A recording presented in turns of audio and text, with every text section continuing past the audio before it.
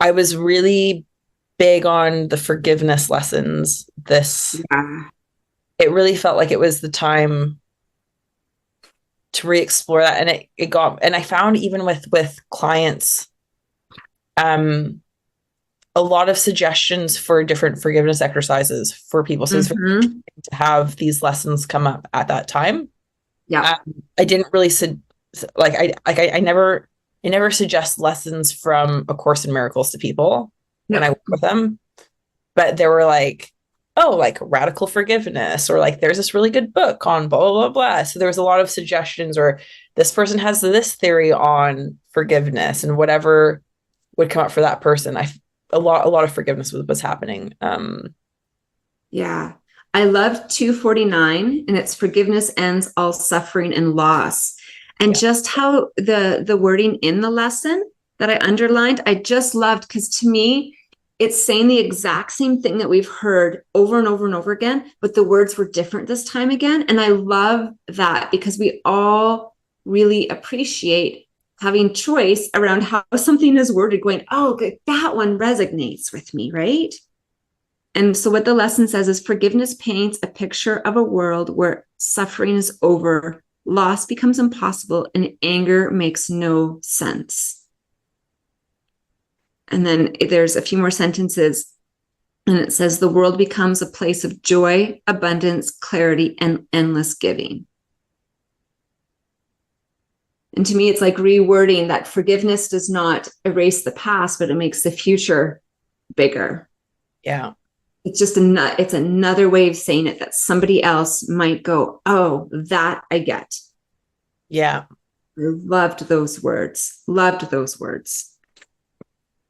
And this is this is like the gem of this book is the Yeah. fact that here is something, I'm just going to keep on adding more richness to it and more richness.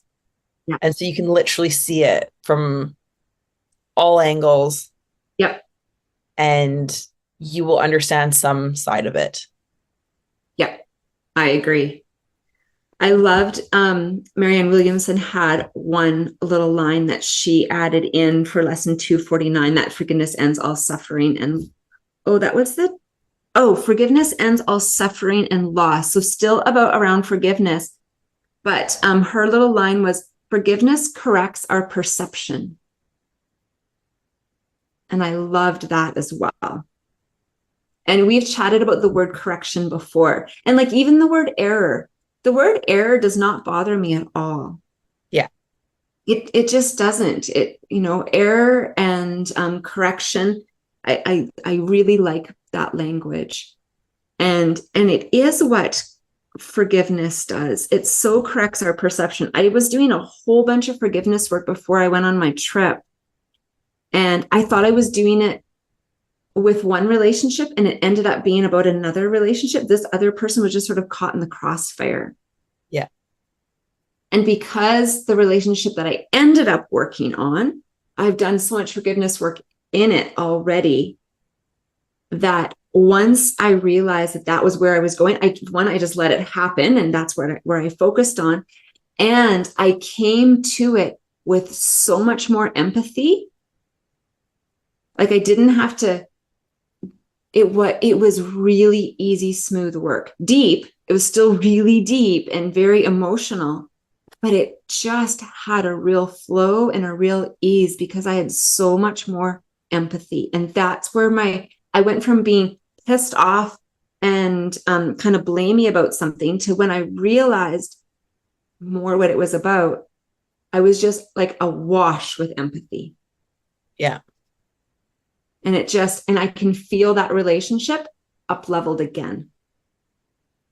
Forgiveness work transforms relationships. Completely transforms your life. Yeah. And like I've um if if there is someone in your life that you are always angry with and like getting bitter with and whatever, I've just held that on. Try doing forgiveness exercises Yeah. on that person, or like for yourself to do with that person. for 30 days straight. And like, I mean, you will see a huge shift within like 1 to 2 weeks, but like do it for the full 30 and it's like another layer comes off, another layer comes off, another layer comes off, another layer comes off. It is wild. I have never gotten along better with family Yep. after I've done Yep. extensive forgiveness work, Yeah. you know? And And like it's not like it's we're having big conversations and telling them, I have forgiven you for da da da. Nope. It's all the internal work. yeah. And forgive yourself for hating them or whatever that is, or Yes. for holding the anger Yeah, as well. that's Part of it right. is forgiving yourself. It is. It's a huge part of it. And around forgiveness, too, like say that there is somebody in your life, in your family, or whoever who you no longer actually are in an active relationship with, that you don't see them anymore. Maybe you haven't seen them or talked to them for 10 years. It doesn't mean that you then to forgive them, you then need to have them in your life and talk to them and have them in your home and make them dinner. That's not what it means.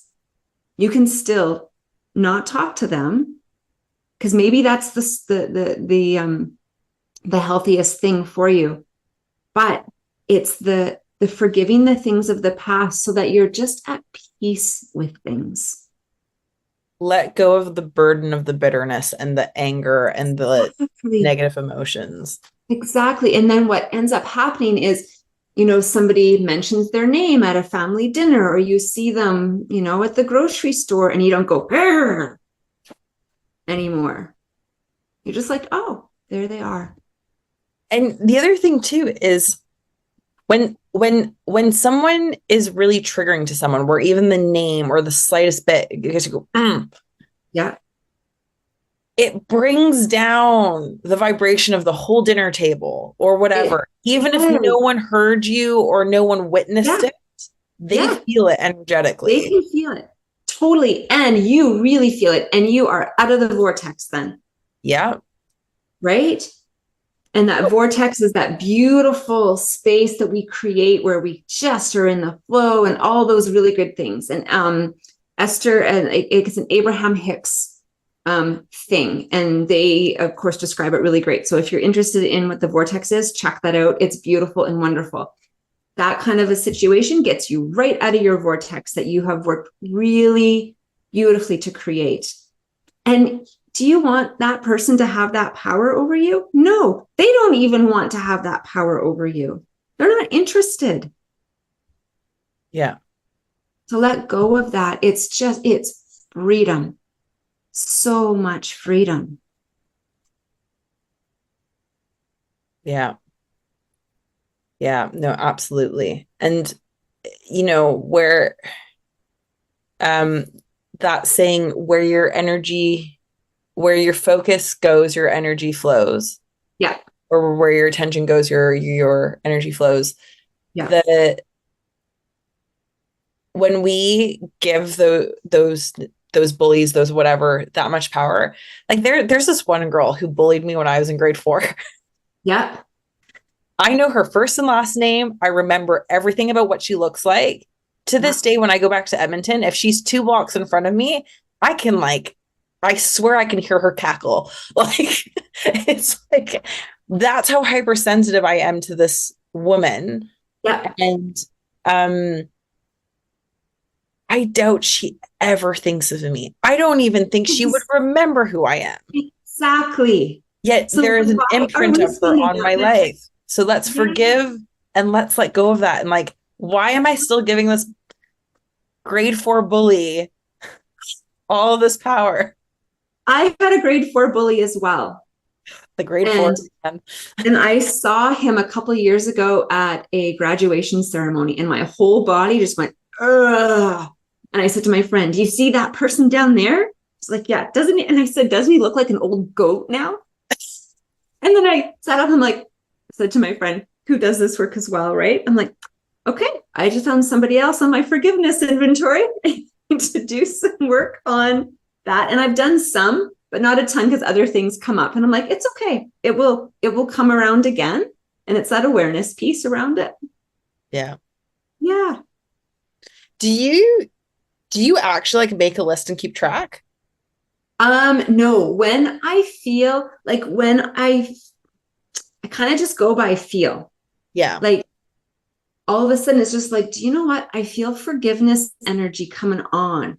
Or or something happens. I'm like, I need to, like, it would serve me best to do some forgiveness work around this. Right.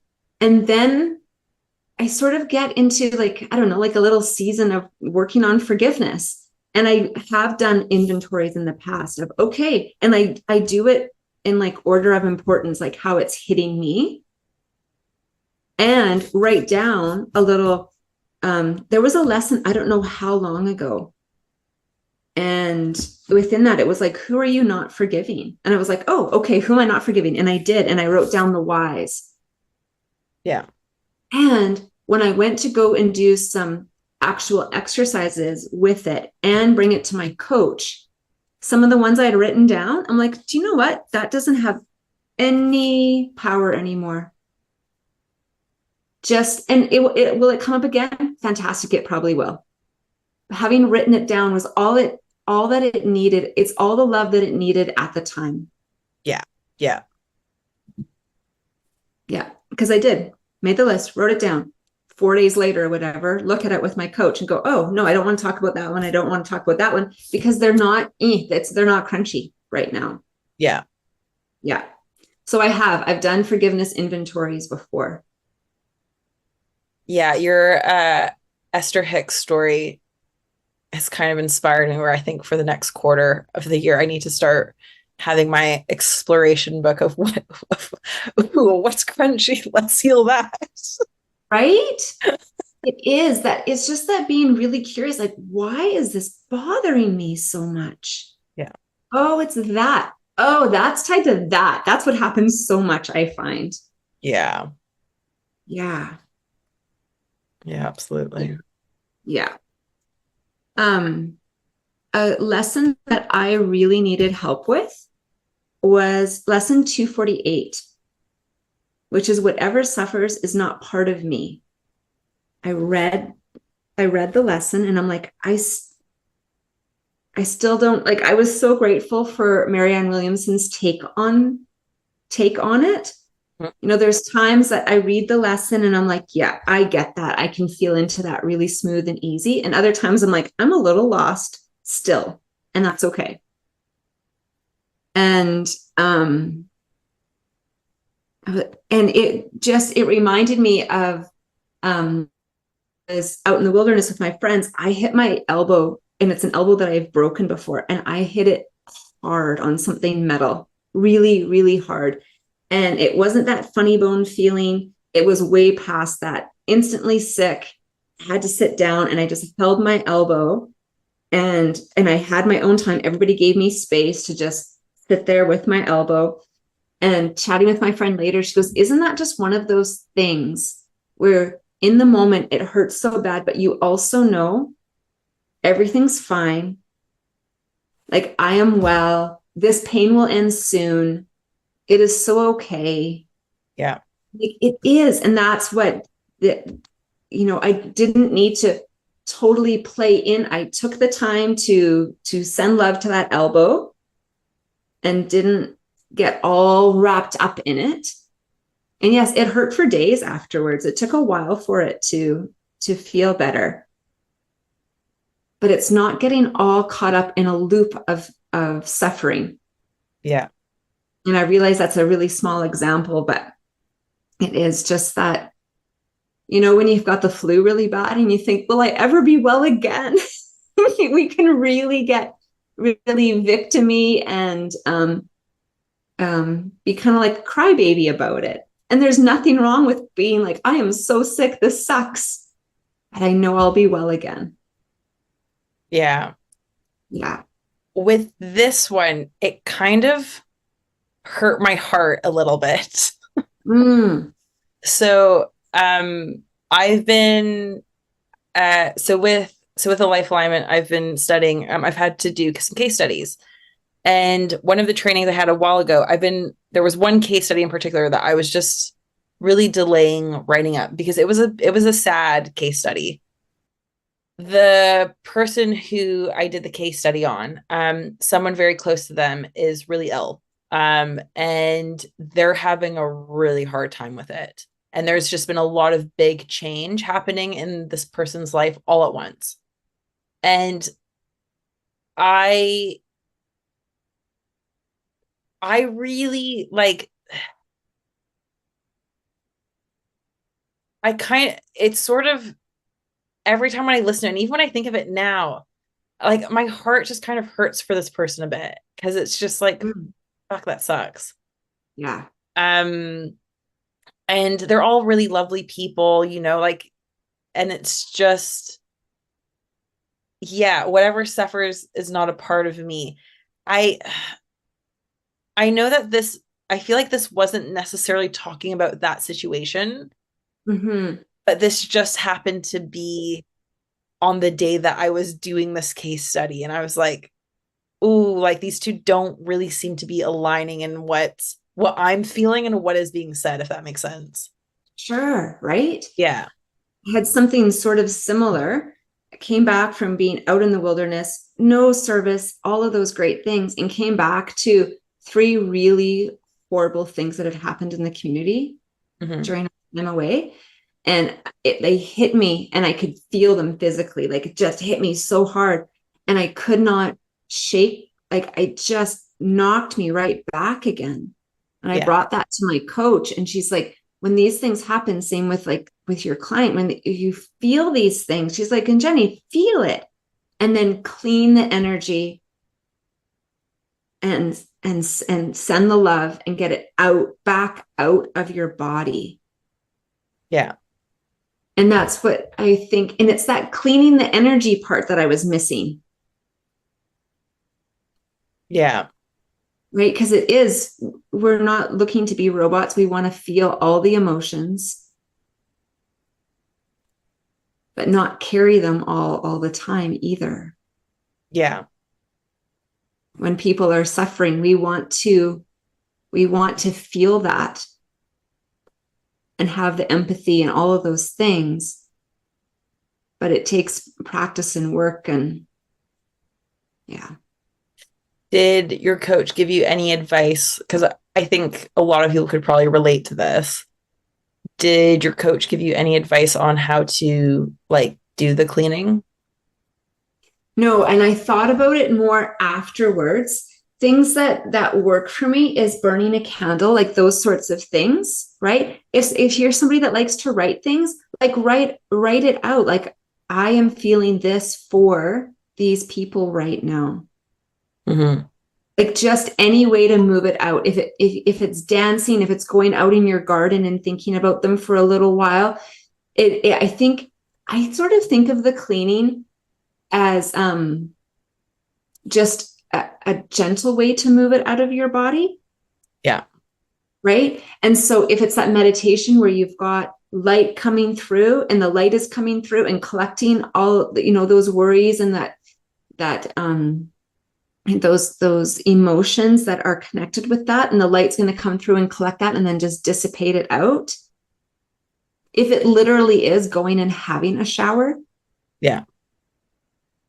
So I think it's what speaks to you to gently move it out. And then maybe afterwards you do the big move out, like the big shaking, the big movement. Yeah. And that's sort of how I think of cleaning. I know that we've done meditations before too, or have participated in meditations too, Chantal, where like an actual vacuum cleaner comes into the meditation and the vacuum cleaner just goes in and vacuums and collects all that is not serving us. Yeah. Then that allows us to move to that other stage of really sending love. Yeah. Instead of, yes, I'm sending my love, but I'm also sending how this is suffering in my body with it. Yeah. Right. To sort of clean that up before we send the love. How Yeah. would you, how would you clean? I I agree with it's like put it out there in some way. So whether that's honoring it with a candle, journaling, I think journaling is a great one. I know a lot of people will like journal, rip it up and throw it out, or journal, burn it. I, for some reason, have never been really big on that. But for me, it's just getting it onto paper, and doing it in a way where I'm not concerned with ever reading it again. It's just Yep. letting it flow. I don't care how messy my writing it is. It's getting it out there. And to sort of, for me, it helps to keep the pen moving. So if there's a point where I'm stopping, but I still feel like that there's more, to just even like start writing the alphabet or something just to keep the pen moving to, and for me, Yeah. that's very much letting my brain and letting spirit know that like this channel's still open. Yeah. Um, uh, or like just keep on scribbling in a corner, like over and over until the pen's ready to move again. Yeah. Um, yeah, journaling's the best. Shaking, going outside on the ground and shaking, or if I'm inside a house, to shake and imagine it going out the window and into the ground outside. Another thing I'll do is if I can really feel it on my body, um, I'll literally like not pretend, but I'll visualize that I'm kind of like grabbing it and like again tossing it into the ground. And it's not like, oh, like I want to be done with this, but it's just sort of like this isn't serving me. I have felt sad. I've gone through that. Let's let go of what's behind. Yeah. And uh I find um showering and like whatever is no longer serving me, let that go. And with that as well, I find with those, with the bathing ones, if it's something like this where it's been a really sad event that has happened and it's hit me, the showering will kind of take a layer of it off. And then I do it again and it takes another. So it's sort of like a slowly letting go. Where like with each shower I take that I do it, it's letting more and more go. It's not because I find with some of these things, I can't just shake it off like that, right? Yep. Like, I agree. so it is one, no, I'm going to shake off the bits that really aren't serving me at this moment, but I'm still holding on to, let's say, 75% of it. Let's let go of like the 25%, and then maybe the next day or the next few days later, I'm ready to let go of another 20% or whatever. So yeah, I do allow myself time to like to go through it, and sort of Yes. with this client, like I'm still thinking about it. It's still there. I can still Yeah, feel like there's a obviously. bit there. Yes. And so it like I know when I shower tonight, I'll get the salt out, scrub, Yeah. imagine, and whatever's left going. And also I'll cut cords. That's another one. Yes. Cutting Um, cords is really important. and the one thing I think is really important to say on this, because I've noticed, especially with like any clients who are parents, really find cutting cords difficult because they're like, well, I can't do that to my kid. And it's you're cutting the cords that are not serving you and the other person, Yes. right? That is not in the best and highest interest. That is not in your best and highest interest. And so, if you have a 2-year-old that throws temper tantrums and that's really, really draining to you and is being a little bit emotionally and manipulative, because let's face it, children from a young age can be, and Yes. they know how Yeah. to wrap They us know around what their they're doing. fingers. They know what they're doing. We can cut that cord, but Yeah. the loving one we can keep. Like, there's all these different cords. We're Yeah. cutting the cords that are not serving. So, with this client, the cord that is loving and caring for this person stays. The ones Yeah. that are draining, those ones need to go. Yep.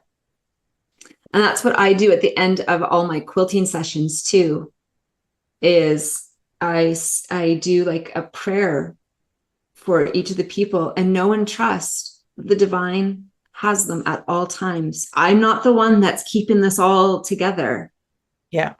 And I do. And I just allow those cords to dissipate, or I cut them, or, whatever feels right Yeah. with those. And when you talk about showering, do you know what I recognize as you were talking? I recognize I use shower as sort of the final, because if there's something big going on and I've worked through it and I've done some processes and some exercises and those sorts of things, it's just like, okay, now I just need this off of me now, all of it off of me. Yeah.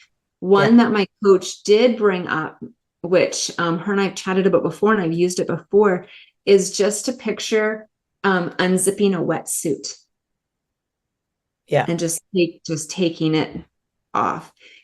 Changing your clothes helps too. Like if you've had a big day, a big, hard, rough day, whether it's because it was your day that was rough or somebody else's, and you've got it all over you, is clothes into the laundry and shower. Yeah. Yeah. So sometimes like the room that you receive bad news in, well, you know, like Yep. it's in the room. So I'll visualize like a beautiful star, or like I'll take loving energy from my heart or wherever and burst it out. So whether it is from me or the divine, but it'll burst out into the room and cleanse it of that. Yeah. So and then if I'm in the room, it's cleansing me as well at the same time. Yeah. But yeah, really, really, really bright, bright, bright light visualization. Um, Yeah. I'm yeah, in the midst of cleansing the my brand new studio space. And I'm doing it in like stages. And so the contractor who is here, lovely man, lovely man, lovely to work with, all of those things. However, it's not his energy that I want in the room. His essence of the love that he put into it and all of that, yes, right? But just the other part of it, it's starting to become my room, and then it will become the room where my clients come in this safe space. And so I'm cleansing it in stages. And yeah. right now I have a candle burning in there that's been infused with female energy from a gathering that I held. And at that gathering, we bring a candle that ends up burning all night, but there's another candle that's there for the whole event. And it gets infused with all the great, loving, amazing energy that happened during that time. And then you burn that when you're ready for that. And so it's like my best girlfriends are in this room helping to just cleanse the space as well. Their beautiful, loving energy is in there also. That's amazing. That's really beautiful. Yeah, it's really great. And then like I did a little tiny candle before just to get started. And now it's this candle. And I've got quite a large one that I'm going to do candle magic, even more bigger, deeper candle magic with when it's time. And Yeah. I'll know when it's time. Yeah. So there's so many ways to clear and cleanse energy, isn't it? And it's just getting to know and experimenting. And you'll try something one time and it doesn't work. All these processes that are available to us all over the internet and in books, find the ones that you like. Those are the things that really help to clear and cleanse energy and to have more awareness. And one of the most important things, I feel like people always go for sage, burning different woods and Yeah. things.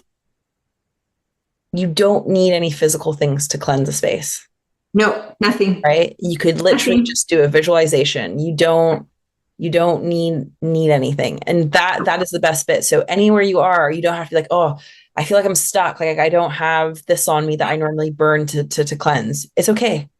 Yeah. Um, sometimes just washing your hands as well. Like sometimes if you're in a public space, just go and wash your hands and let everything come out of your hands. Um, the the other thing too is if you are someone who likes to burn stuff, there are some great books out there or online resources of finding local herbs that do that for you. So in the UK, we have tons of juniper here.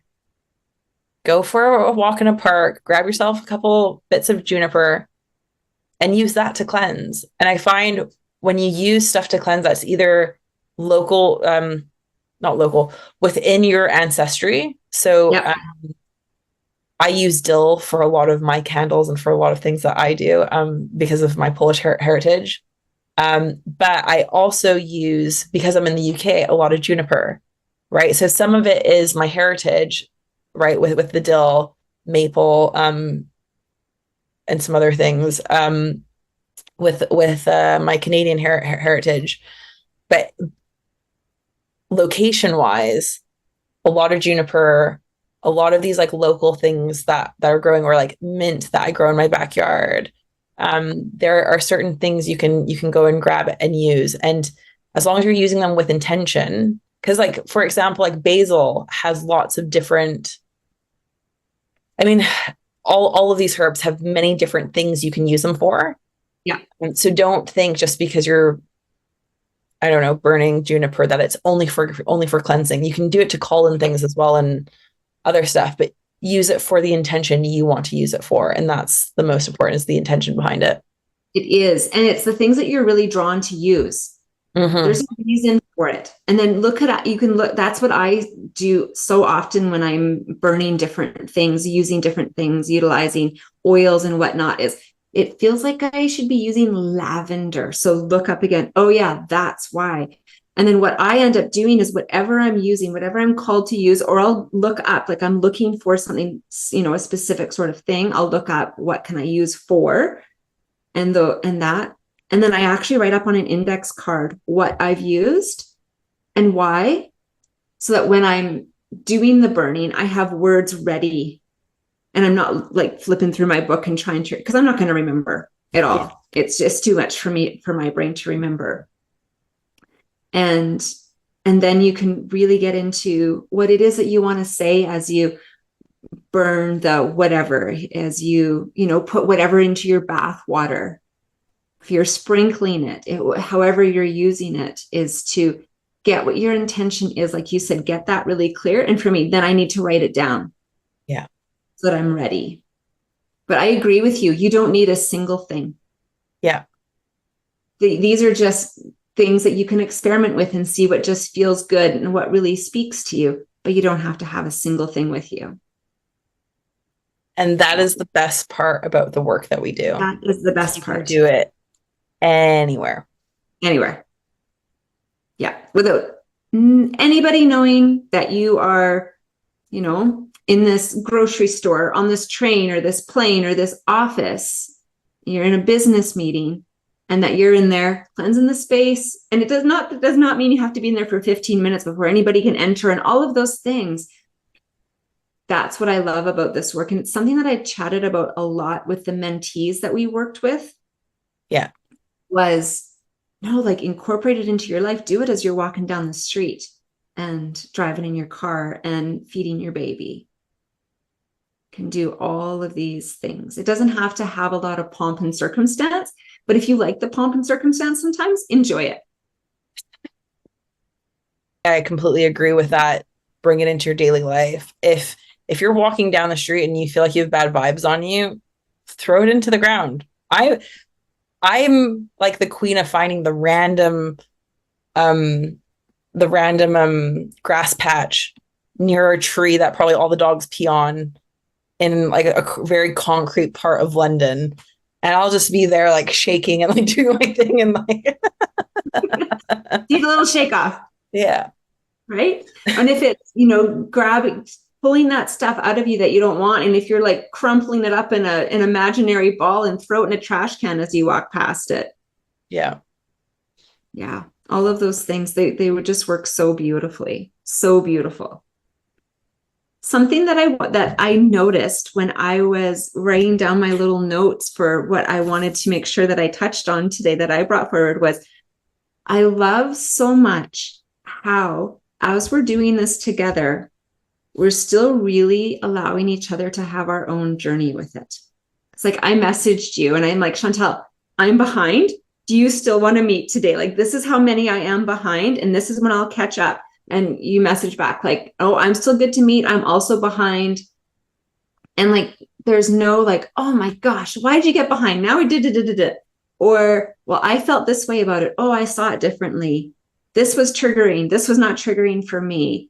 Just that, again, even though we're working through this together, still really allowing each other our own journey within it. I love that. So I just wanted to thank you for that. It's so beautiful. Well, and no, and thank you too. Like I feel like I learned so much with like you're a really good note taker. I never take notes. And so it is so I've been really enjoying I like I think where you and I match up really well is you and I incorporate things into day-to-day life. Yeah. We are fully aware that our day-to-day lives are going to be completely different. And um I think it's really lovely. Like you like as well, like I feel like you live in a very, very supportive community. Now Mhm. maybe that's not true, but that's how I interpret it, right? That's my perception of it too. And anything that's not supportive, I just don't think it comes into my awareness. Yeah. Yeah. Meanwhile, I'm living in a city where it's weird to know your neighbors, Yeah. right? So it's like it is this really I do love the diversity in our experiences. And we always it's not like we get back to the same lesson or whatever, but there is this like I feel like we get back to the universal oneness. Exactly what I was just going to say. Yeah. Yeah. Yeah. Yeah. And it's like it is that adding the richness of like, oh, let's see it from this side. Oh, wait, let's see it from this side. Oh, I kind of looked underneath here. How about over here? It is that I've been enjoying exploring with you too. Right. It's so great. And so like anybody who's listening, if you haven't, if you're doing the lessons or you're still just thinking about it or whatever, all that is great. And just know that you don't have to do it alone if you don't want to. Right? Yeah. You can do it with a group, you can do it with a friend, you can do it with somebody who lives on the other side of the world. And like Chantal and I, we're at completely different ages and stages in our life. We lead, like you said, very different lives from each other. However, it's just that commonality of being willing to dive in. Yeah. Yeah, and just explore it and see what happens. Being open to being not attached to the outcome and just exploring to see what happens with it. Yeah. Yeah. And okay, for people to know a little bit more behind the scenes, Jenny and I have been like working on the podcast forever now, Yeah. for a year. I think exactly because we started around this time, didn't we? Around August, September-ish, That we started. reading. Oh, yeah, yeah, because we started reading. Yeah, yeah, yeah. We did. Did it not take us almost 6 months to get ready? Yeah. Because we talked about it for a while, thought about it for a while, made sure that we were going to be using the same tools so that the words were the same and those sorts of things. And then got going with the text. And we were both like, oh, this is going to take a while. And we were just okay with that. Yeah. Yeah. Yeah. And oh, right. Okay. So this is my train of thought, the behind the scenes. So yeah, so Yeah. we've been working on this for a really, really long time. And what I love about working with Jenny is we both don't rush each other because No. I think we have this common understanding that the solution will come, the solution the if it's not working out, it's for a reason, Yeah. whatever it is. And we have finally have our title sequence. Yes. And we have finally found solutions that like so I don't know if I fully explained this earlier, Jenny, when I was showing you the title sequence, but um because we were using Canva to do the editing, Yeah. that sound we can then use that on YouTube, we can then use that on our podcast. If I took a sound from YouTube, we wouldn't have been able to use it on the podcast. So then there would be an extra edit involved, this and that, blah, blah, blah. And now it's like, oh, okay. Like Yeah. it's just solutions come. And now I feel like now it's just gonna be like, Be smoother. yeah, And yeah, I know I'm not going to word it exactly how they have it in A Course in Miracles, but they talk in the book about how with the challenge comes the solution at the same time. yeah, Just sometimes you just don't see it yet or you don't know it yet, and that's all okay. Yeah, and we don't rush each other. There's just I feel no rush. yeah. Yeah. Yeah, it'll come out at the right time. It will. Yeah. And like, so there's 365 lessons and I'm on lesson 250, right? You're a few ahead of me. We're both a little bit behind. And so it's taken us that long just to get to that point of, okay, we've got these things in place now. All okay. Isn't that wild that we have almost 100 lessons left? Yeah. And in the book, it says that we're 90% done on my Right. digital No, we're copy. like, we're so close to, yeah. And I still haven't done like a big flipping ahead to see like, because the lessons that we're on now are a half a page each. It's a very short little read. It only takes a few minutes to do the reading and the day to do the lesson and the lifetime to do the lesson. But yeah, it's such an intriguing process this has been. Yeah. And I'm getting more and more excited to read the teacher bit. Oh, yep. I Yeah. haven't thought about it anymore. I haven't I'm thought about like, it. I think because I've been in a lot of like classes, Yes. I'm like starting to like be like, ooh, teacher brain and like See, and yeah. when you say that, I'm like, oh gosh, so we're going to finish this, in the new year. We'll finish on December 31st, I guess. And and then I'll have clients starting again in January. Will I be incorporating just a little bit more of A Course in Miracles into what I already do? I don't know. Probably. Well, and I think in a weird way, things will be incorporated simply because it's now added to your knowledge or like Exactly. your understanding of the divine. So when you talk about the divine, this has then influenced that. Yeah. Always. It always does. Yeah. Yeah. Nice. Beautiful. Well, I think this is a lovely place to end it. Yeah, I think so too. I agree. Well, thank you everyone for joining us. This is Jenny and Chantal signing out on Two Newbies Exploring A Course in Miracles. Thanks, everyone.